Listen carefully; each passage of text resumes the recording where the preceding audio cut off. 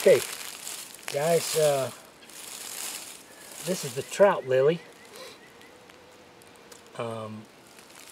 If you find trout lilies, they are edible. As you can see, the flower is yellow. It's got like 6 petals on it. So if you're trying to identify it, it's got 6 petals. They're yellow. It has this is a very good leaf here to look at. It has speckling on the leaves and has a reddish stem right here that, let me see if I can see, this one is a real pretty one. If you can see this stem here and the leaf, you can see, I'm going to go ahead and pull that for you and let you get a better look at it.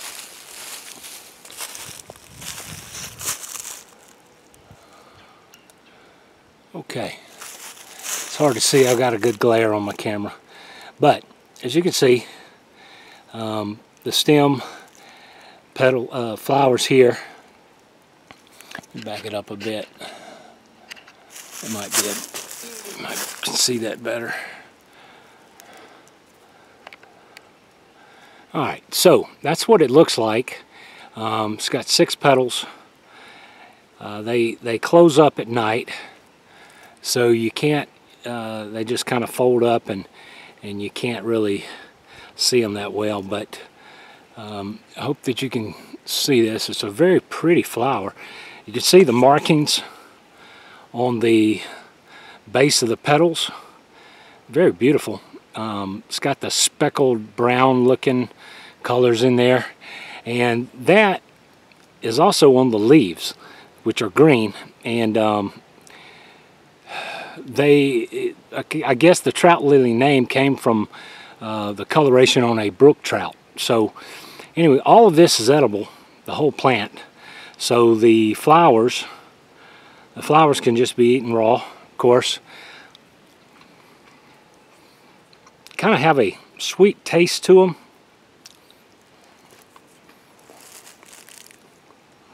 It's very good.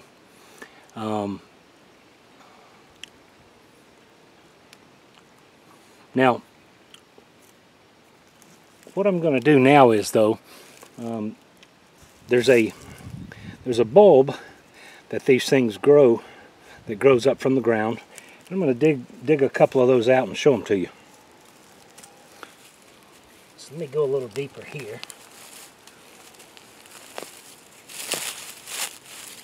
Yeah, that one's deep. Yeah, really deep here. Usually, typically, they're, you know, an inch or so down in the ground. You could see just a part of the bulb right here, but it comes down a little longer. Let me see if I can find you one. They take about 7 years, as I said, to actually produce the plant. So when you find an area with these in it, then you want to be careful. There's one there. You want to be careful not to harvest many of them, because again, it takes a while for them to grow. But this area here, I've got a good bulb here, which I'll show you. Alright, so what I have here is the bulb of that first stem that I dug up, and if you can see that, it reminds people of the canine tooth of a dog, and that's why it's called the dog-tooth lily as well.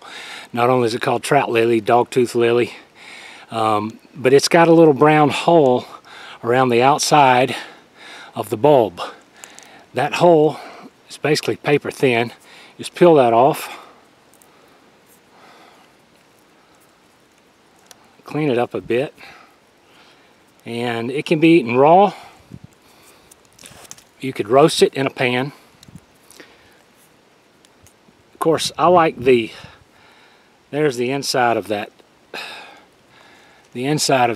bulb that just pulled straight out. But I like to eat them raw. They have kind of a sweet cucumbery taste. So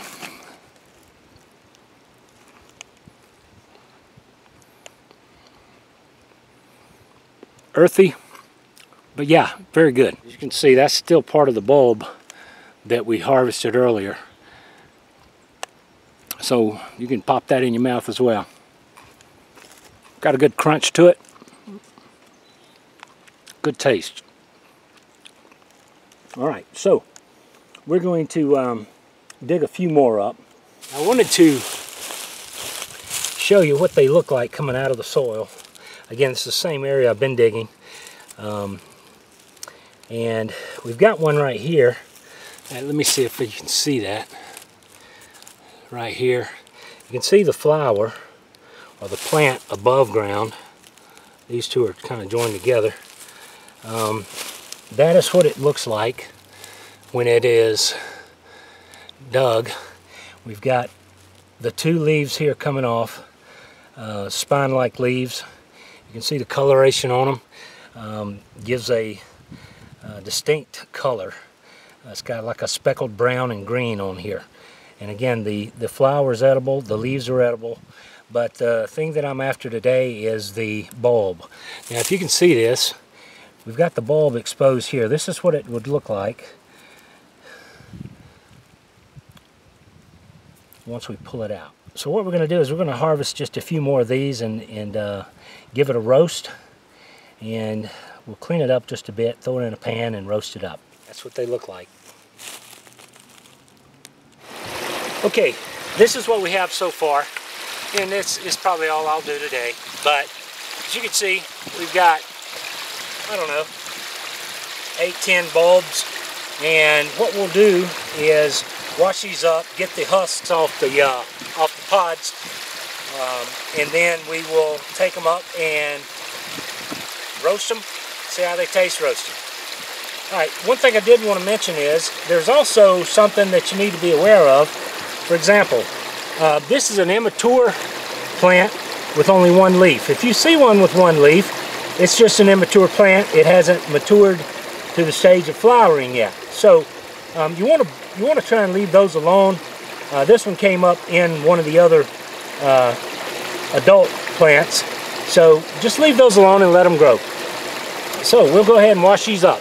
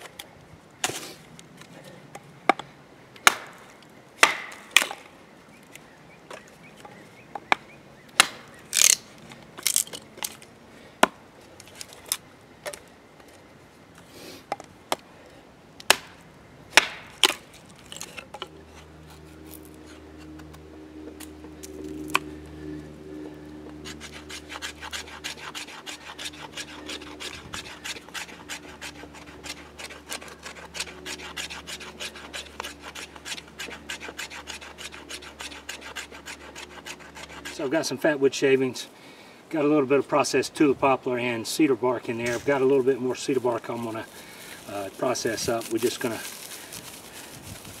twist it up, get it some fine fibers, get some surface area so we can start a fire in the method we choose. Obviously I've got a Bic in my pocket, but today is practice day. So dirt time at the shelter, so I want to practice a little bit of fire skill, firecraft. So we're just going to get that, start tearing it up into fine hairs.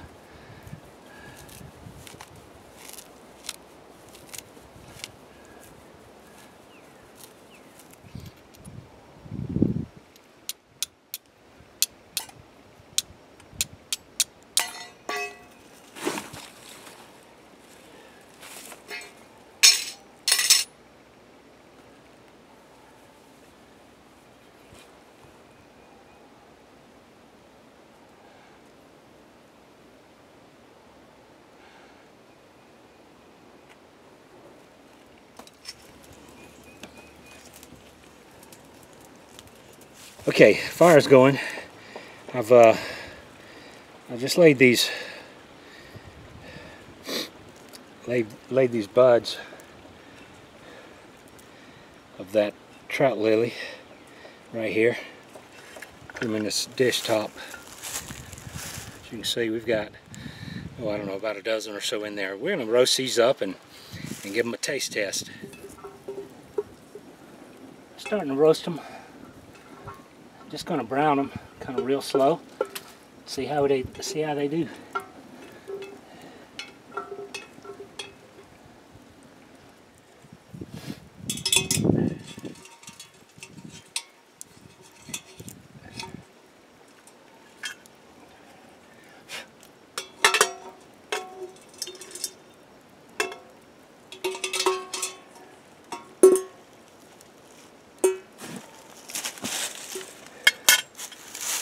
Alright guys, here we go. We've got the roasted trout lily bulbs. So we're going to give these a try.